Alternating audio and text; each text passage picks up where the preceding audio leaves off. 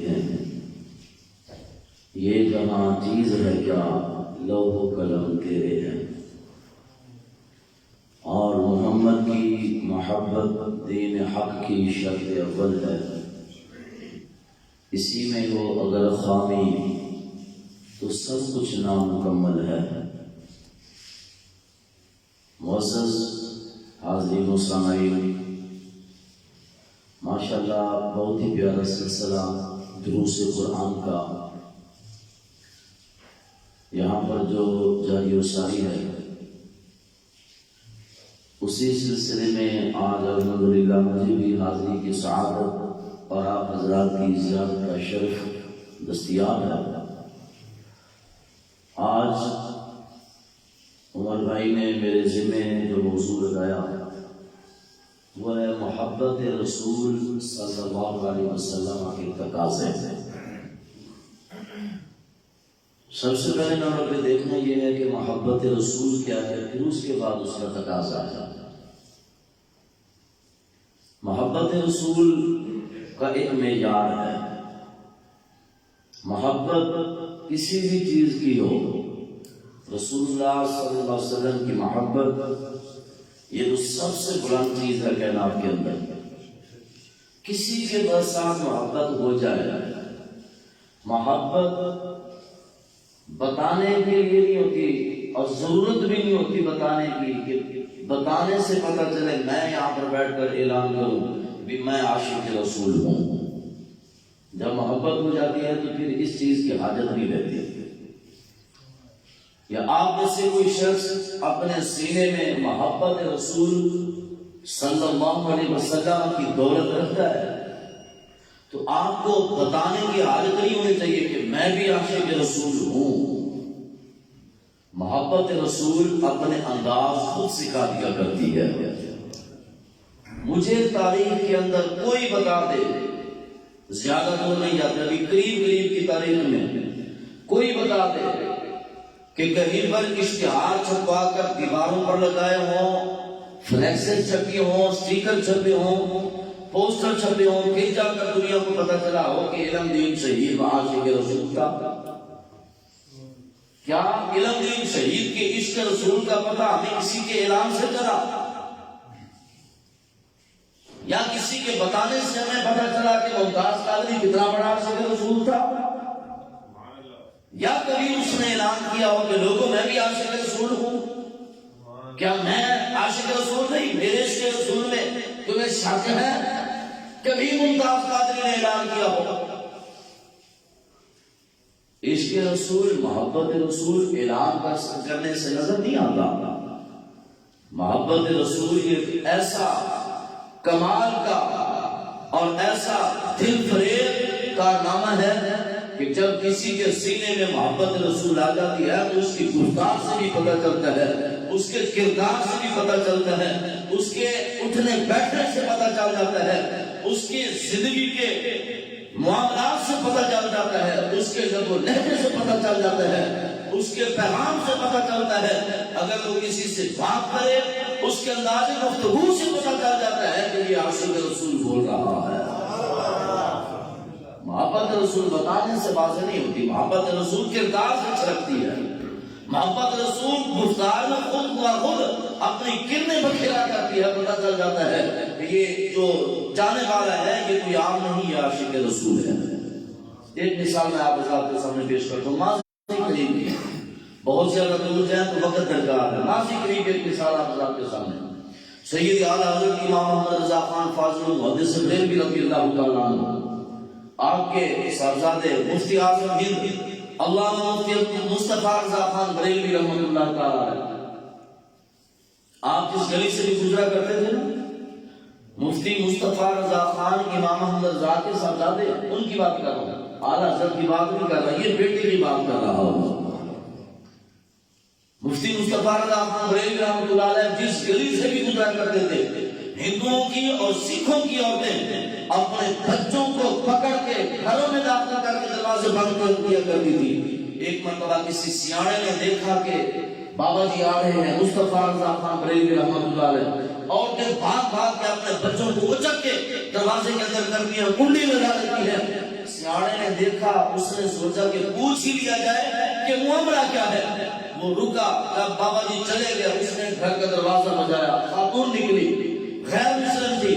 اس سیاڑے نے پوچھا be be کیا بات ہے؟ میں نے کئی مرتبہ دیکھا کہ یہ بابا جی جب بھی یہاں سے گزرتے ہیں تم اپنے بچے پکڑ کے اندر لے جاتی ہو، کنڈیاں لگا لیتی ہو، دروازے بند کر لیتی ہو، وجہ کیا ہے؟ کیا اس بابے سے کوئی ڈر لگتا ہے؟ یہ بچے اغوا کرتا ہے؟ معاملہ کیا ہے؟ اس عورت نے جواب دیا کہ نہ یہ اغوا کرتا ہے، نہ اس سے کوئی ڈر لگتا ہے، نہ یہ کوئی دہشت گرد ہے۔ اس کے چہرے کے اندر وہ کمال ہے کہ جب اس کے اوپر نظر پڑتی ہے تو اپنے بچے، ہمارے بچے، غیر مسلموں کے بچے، اس کا چہرہ دیکھ کر محمد عربی کا کلمہ پڑھنا شروع کر دیتے ہیں۔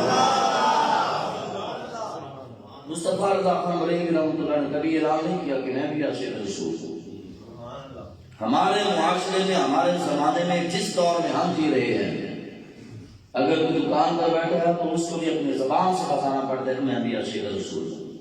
اگر کوئی مصلی پہ ممبر پہ بیٹھا ہے اس کو بھی اپنی زبان سے بتانا پڑتا ہے میں بھی عاشق رسول ہوں۔ اگر کوئی صوبائی یا قومی اسمبلی کی نشست پر جا کر بیٹھا ہے وہ بھی للکار کے کہتا ہے میں عاشق رسول ہوں۔ اگر حتیٰ کہ وزارت کی سیٹ پر، وزیر اعظم کی سیٹ پر جا کر بیٹھ جائے اس کو اعلان کرنا پڑتا ہے کہ میں بھی عاشق رسول ہوں۔ میرے دوست، اس کے رسول بتانے سے پتہ نہیں چلتا، اس کے رسول کا اظہار تو عاشق رسول کے کردار سے ہوتا کرتا ہے۔ اللہ اکبر۔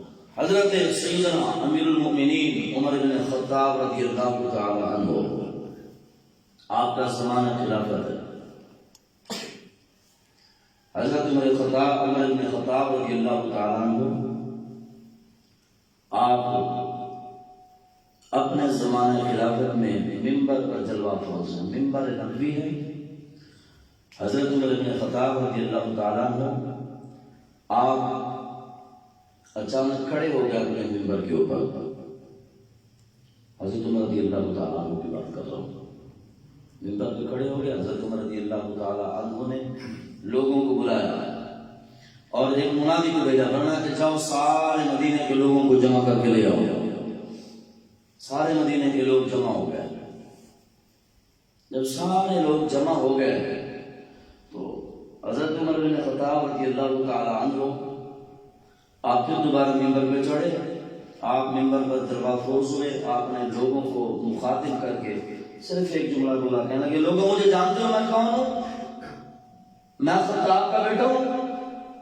میں وہ عمر ہوں کہ جب اسی سرزمین عرب پر اپنے باپ کے ساتھ رہ کر میں کھیتوں میں، کھلیانوں میں، جنگلوں میں، صحراؤں میں اونٹ چرانے جایا کرتا تھا تو 10 اونٹ بھی مجھ سے کم نہ ہوتے تھے۔ میں وہ مروں، یہ میری حیثیت ہے۔ اتنی بات کیوں کرنا کہ جاؤ سب کو چھٹی اپنے اپنے گھروں کو چلے جاؤ۔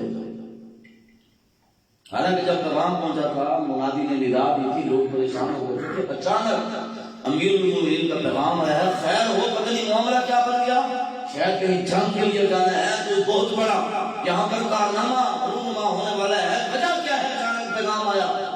لوگوں نے یہ بات سنی، ٹوٹے دل کے ساتھ اس پر چلے گئے۔ آخر اتنے بڑے عادل تھے، حکمران تھے، کسی کو بولنے کی ہمت بھی نہ ہوئی۔ حضرت عبدالرحمن بن عوف رضی اللہ تعالیٰ کو بیٹھے رہے، وہیں پر اٹھ کے نہیں گئے۔ ان کو بڑا عجیب لگا یہ معاملہ۔ جب سارے لوگ اٹھ کے چلے گئے، حضرت عبدالرحمن بن عوف آگے بڑھے، کہنے لگے بھائی یار یہ تم نے کیا مقصد کیا؟ یہ کوئی طریقہ ہے؟ سارے لوگوں کو جمع کیا، جب لوگ یہاں پر جمع ہو گئے تو پھر تم ہمیں اس سے کتنی بات بتا رہے ہو کہ میں خطاب کا بیٹا ہوں، میں وہ ہوں جس سے 10 اونٹ نہیں سنبھالے جاتے تھے، آج دیکھو میں وہی عمر ہوں، کیا ہمیں اس بات کا پتہ نہیں ہے؟ یا کوئی بات ہوتی ہے کرنے والے، تم نے ہمیں بس یہ بات بتانے کے لیے جمع کیا، لوگوں کے ساتھ تم نے مذاق کیا۔ حضرت عمر بن خطاب رضی اللہ تعالیٰ کو آپ کی آنکھوں میں آنسو آ گئے۔ آپ نے فرمایا میں نے کسی سے مذاق نہیں کیا، میں نے کسی کے دل توڑنے کے لیے تمہیں جمع نہیں کیا، بلکہ وجہ یہ تھی کہ میرے اندر کا نفس بہت بڑا ہو چکا تھا، میں نے اس کو گرانا تھا۔ پوچھا وجہ کیا ہے، اصل حقیقت کیا ہے؟ حضرت عمر فرمانے لگے کہ کل مصر سے ایک قافلہ آیا تھا تاجروں کا، بہت بڑا قافلہ، بڑے مصر کے نامی گرامی تاجر تھے۔ وہ چل کر جب مدینہ پہنچے تو وہ میرے ساتھ ملاقات کے لیے آئے۔ مصر کے بڑے مالدار لوگ تھے، مصر کے تاجروں میں بہت بڑے تاجر، وہ مجھے ملنے کے لیے آئے تھے۔ تو جب وہ میرے پاس آئے انہوں نے پوچھا کہ عمر بن خطاب سے ملنا ہے، مسلمانوں کے امیر سے ملنا ہے، امیر المومنین سے ملاقات کرنی ہے۔ جب وہ میرے پاس آئے تو مجھے میرے سامنے بیٹھ کر کہنے لگے عمر ہم نے مصر میں تیرے بڑے درجے سنے ہیں، ہمارے دل میں خواہش تھی کہ ہم ایک مرتبہ تم سے ملاقات کر لیں۔ عمر تمہیں تو رب نے بڑا مقام عطا کیا ہے، تمہاری تو بڑی شہرت ہے، مصر میں بھی بیٹھے لوگ تمہارے نام سے ڈرتے ہیں اور وہاں پر بھی بیٹھ کر ادب اس لیے کرتے ہیں کہ کہیں ایسا ہو عمر کو پتہ چل جائے کہ یہاں پر جو نبی ہوتی ہم پکڑے نہ جائیں۔ عمر تم اتنے غیرت مند حکمران ہو، حضرت عمر نے فرمایا وہ کل کے مجھے یہ بات کہہ کر چلے تو جائے، لیکن اس وقت سے میرا نفس مجھے ملامت کر رہا تھا کہ عمر تو کہیں بڑا نہ ہو جائے، تو کہیں بڑا نہ ہو جائے۔ میں تمہیں بلا کر اپنی حقیقت بتانا چاہتا تھا اور واضح یہ کرنا چاہتا تھا کہ میرے پاس جو بھی ہے یہ غلامی مصطفیٰ کا صدقہ ہے۔ میں نے تمہارا وقت ضائع نہیں کیا، میں نے تمہیں بلا کر اپنے نفس کو ذبح کیا۔ حضرت عمر رضی اللہ تعالیٰ عنہ پتہ کون ہے؟ وہ حضرت عمر جن کے بارے میں میرے آقا کا فرمان ہے، درجنوں کتابوں کے اندر یہ حدیث پاک موجود ہے۔ اب حوالے دینے کا وقت نہیں، آپ حضرات کا وقت بہت قیمتی ہے۔ نبی کریم علیہ السلام نے ارشاد فرمایا ان الشیطان یفر من ظل عمر۔ آقا نے فرمایا کہ جس راستے سے عمر جا رہے ہو اس راستے پہ شیطان بھی آ جائے تو حضرت عمر سے شیطان اتنا ڈرتا ہے کہ وہ راستہ چھوڑ کے فرار ہو جاتا ہے۔ یہ حضرت عمر رضی اللہ تعالیٰ عنہ کے تقویٰ، ایمان کی مضبوطی اور ان کے عدل کا یہ عالم ہے۔ رہی زمین، رہے انسان، رہی دنیا، وہ شیطان جو ساری کائنات کے انسانوں کو گمراہ کرنے کی کوشش کرتا ہے، حضرت عمر کا سامنا ہو جائے وہ شیطان بھی راستہ بدل کے بھاگ جاتا ہے۔ لیکن جب اپنی حقیقت بتانے پر آئے تو یہ نہیں کہا میں کوئی عاشق رسول نہیں، کیا تمہیں نہیں پتہ میں بھی عاشق رسول ہوں؟ میں کتنا بڑا عاشق رسول ہوں، میں مدینہ طیبہ میں ننگے پاؤں چلتا ہوں، میں فلاں عاشق رسول کے خاندان سے ہوں۔ حضرت عمر نے یہ دلیل پیش نہیں کی، بلکہ جب اپنی باری آئی تو حضرت عمر نے لوگوں کو جمع کر کے بڑے مجمع میں اپنی حیثیت بیان کی، فرمانے کے میں وہ عمر ہوں کہ جس سے 10 اور نہیں سنبھالے جاتے تھے، آج اگر میرا ساری دنیا میں چرچا ہے اس لیے نہیں کہ میں خطاب کا بیٹا ہوں، میرا چرچا اس لیے ہے کہ میں مصطفیٰ کریم علیہ السلام کا غلام ہوں۔ اور عشق رسول کا عالم کیا ہے؟ جب اظہار کرنے کا وقت ہے، اس کے رسول کے اظہار کا، محبت رسول کے اظہار کا وقت ہے۔ 5واں سپارہ اٹھائیے، 5واں سپارہ 6واں رکوع ہے۔ جس وقت نبی کریم علیہ السلام کی بارگاہ میں ایک یہودی اور ایک منافق کا مقدمہ پیش ہوا، نبی کریم علیہ السلام نے غیر مسلم کے حق میں فیصلہ دے دیا تھا، فلا وربک لا یؤمنون حتی یحکموک فیما شجر بینہم۔ اس آیت کے تحت ہر تفسیر کے اندر یہ واقعہ موجود ہے، جب جی کر پڑھ لیجیے گا۔ کسی بھی مفسر کی تفسیر اٹھائیں گے، وہابیوں کی ہو، دیوبندیوں کی ہو، سنیوں کی ہو، کسی کی بھی ہو، یہ واقعہ ہر تفسیر کے اندر موجود ہے۔ نبی کریم علیہ السلام کی بارگاہ میں مقدمہ آیا، میرے آقا نے غیر مسلم کے حق میں فیصلہ فرما دیا۔ باہر نکلا تو وہ شخص جو کلمہ پڑھنے والا تھا باہر نکل کے کہتا ہے کہ بھائی مجھے تو یہ فیصلہ قبول نہیں ہے۔ یہودی نے کہا کہ کیا کرنا ہے؟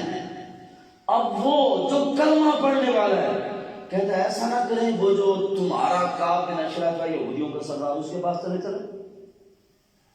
کیسی مت ماری گئی ہے۔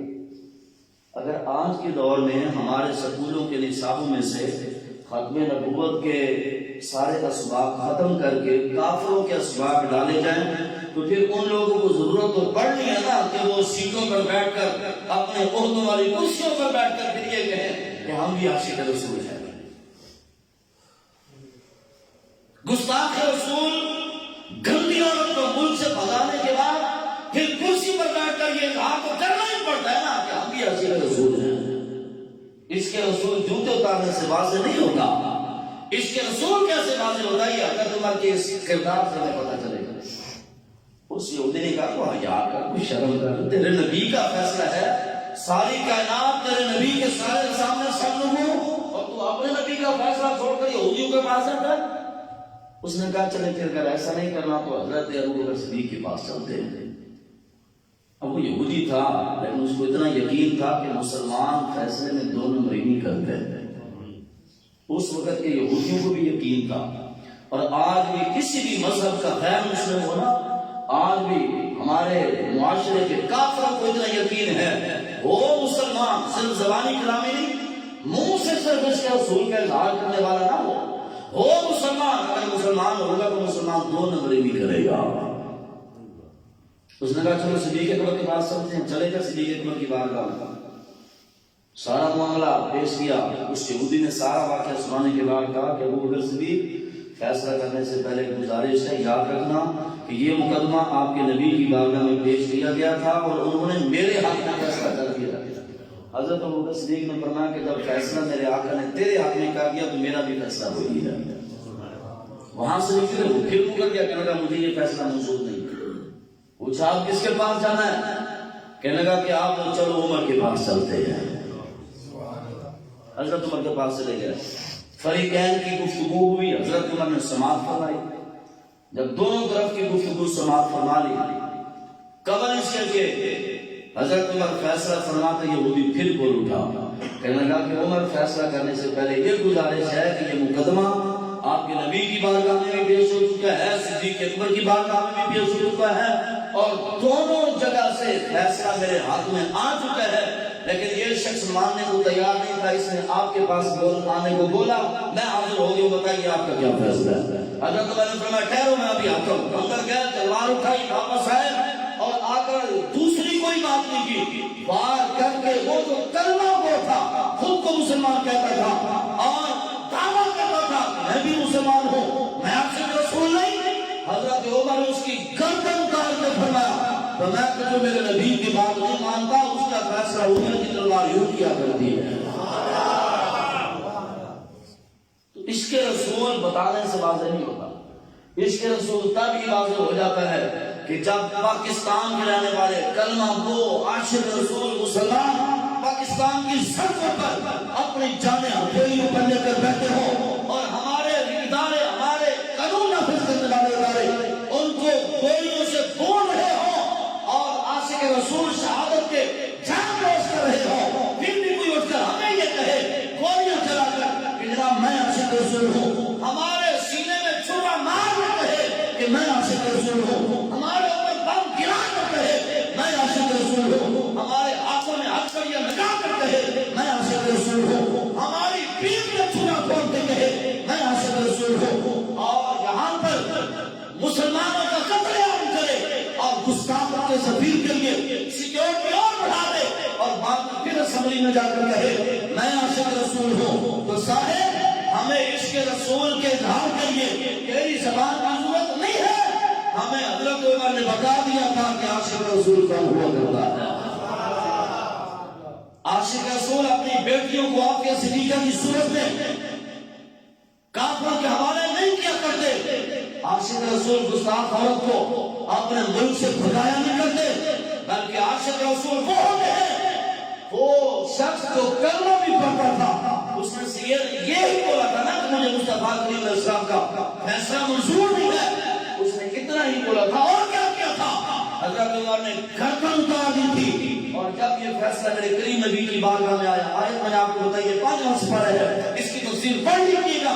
جب فیصلہ نبی کریم علیہ السلام کی بارگاہ میں آیا، میرے آقا نے فوراً فیصلہ نہیں فرمایا کہ ہاں عمر نے ٹھیک کیا یا دوسرے کے ساتھ ظلم ہوا، میرے آقا نے کوئی فیصلہ نہیں فرمایا، یہ بھی میرے آقا کی بصیرت تھی، اگر میرے آقا فوراً فیصلہ فرما دیتے آج کا کوئی بھی ملا اٹھ کر حدیث کے اوپر چنا کرتا، تعدیل کرتا، حدیث کے اوپر اعتراض کرتا، کہتا تھا کہ اس کا راوی ضعیف ہے، اس کی سند میں یہ خرابی ہے، اس کے راوی کو فلاں فلاں کہا جاتا ہے، میرے آقا نہیں بولے، انتظار میں رہے۔ جب معاملہ شدت پکڑنے لگا رب نے پھر خود وحی نازل فرما کے فیصلہ کر دیا، رب نے فرمایا فلا وربک لا یؤمنون حتی یحکموک فیما شجر بینہم، رب نے فرمایا جو میرے نبی کا فیصلہ نہ مانے وہ جتنے مرضی کرنے کی فکر کرے فیصلے کا انکاری مسلمان ہو ہی نہیں سکتا ہے۔ وہاں پر معاملہ یہ ہے کہ مصطفیٰ کریم علیہ السلام کے فیصلے کا انکاری مومن نہیں ہے، اور یہاں پر گستاخوں کو اپنے سینے سے لگا کے اوپر چادریں ڈال کے کہتے ہیں ہم عاشق رسول ہیں۔ عشق رسول کے لیے کیا ہمیں تمہاری دلیلوں کی ضرورت ہے؟ نہیں، عشق رسول کے لیے دلیلیں کی ضرورت نہیں ہے، تمہارے باتوں کی ضرورت نہیں ہے۔ ہمیں عشق رسول کے فیصلے قرآن نے خود بتائے ہیں، ہمیں عشق رسول کے انداز صحابہ کرام نے سکھلا دیے ہیں، ہمیں عشق رسول کے پیمانے صحابہ و اہل بیت کے کردار سے مل چکے ہیں۔ ہمیں پتہ ہے کہ عاشق رسول کون ہوتا ہے اور خطاب اسلام کون ہوتا ہے۔ کسی کے بتانے سے عشق رسول واضح نہیں ہوگا، جب وہ چلے گا تو اس کا کردار دیکھ کے پتہ چل جائے کہ عاشق رسول جا رہا ہے۔ یہ بڑے صغیر ہے، آخری بار اس کا تو آخری میں چل رہا ہے، یہ بڑے صغیر ہے جہاں پر ہم بیٹھے ہیں۔ اس بڑے صغیر میں مغلیہ خاندان کی حکومت بڑی نامی گرامی حکومت ہے۔ اب یہاں پر تاریخ کی کتابوں میں نے دو نام پڑھے ہیں، ایک مقام پہ میں نے اورنگزیب عالمگیر کا نام پڑھا ہے، اور دوسرے مقام پہ میں نے وہ مغلیہ خاندان کے بہت ہی نامی گرامی بادشاہ جن کے نام کے ساتھ سوری آتا ہے، اس وجہ سے سے نامی ہو گیا جی وہ بہرحال ذہن سے نام ابھی اسی وقت ہی محو ہو گیا۔ ان کے نام کے بارے میں نے پڑھا کہ ان کا زمانہ حکومت تھا، تو ان کے زمانہ حکومت میں رات کی تاریکی میں، چاندنی رات میں نہیں، تاریک راتوں کی اندھیری میں، رات کے وقت اکیلی اور زیورات سے لدی ہوئی تنہا سفر کرتی تھی، اس کو خطرہ نہیں ہوتا تھا۔ اور آپ عاشقان رسول، عشق رسول کے دعوے داروں کی حکومت ہے، گھروں میں بیٹھی 5-5 سال کی بچیوں کی عزت محفوظ نہیں ہے۔ اور بتایا ہمیں یہ جا رہا ہے کہ جناب ہم بھی عاشق رسول ہیں، وجہ کیا، فرق کیا ہے؟ اس واقعے سے آپ کو تھوڑا سا فرق واضح کر کے گفتگو کو میں ختم کرنے جا رہا ہوں۔ اورنگزیب عالمگیر اپنے محل میں، رات کا وقت ہے، سوئے ہوئے ہیں، بستر خواب پہ ہیں، اور ایک خاتون سفر میں تھی۔ راستے میں اچانک 4 ڈاکوؤں نے حملہ کر دیا خاتون کے اوپر، گھوڑوں پر سوار تھے، حملہ کیا، اور ایک آگے بڑھ کے کہنے لگا کہ آج تو ہمارے ہاتھ سے بچ کے جا نہیں سکتی۔ وہ عورت طنزیہ لہجے میں مسکرائی اور کہنے لگی کہ تمہاری جرأت نہیں ہے تم مجھے ہاتھ بھی لگا سکو۔